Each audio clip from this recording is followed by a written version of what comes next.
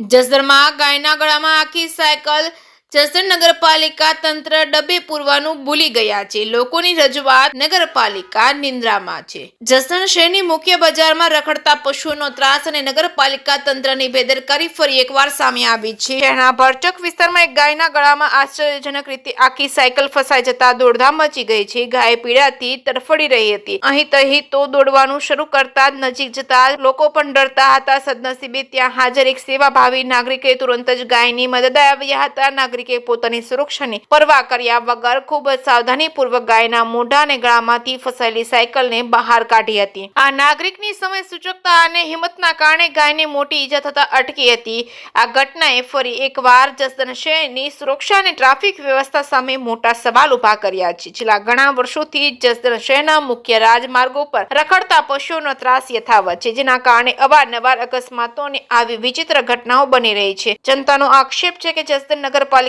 તંત્ર આવા રખડતા પશુઓને પકડવાની અને તેમને ડબ્બે પૂરવાની કાર્યવાહી જાણે ભૂલી ગયું હોય તેવું લાગી રહ્યું છે. લોકોની વારંવાર રજૂઆતો છતાં કોઈ આ બાબત ગંભીરતાથી લેતું નથી.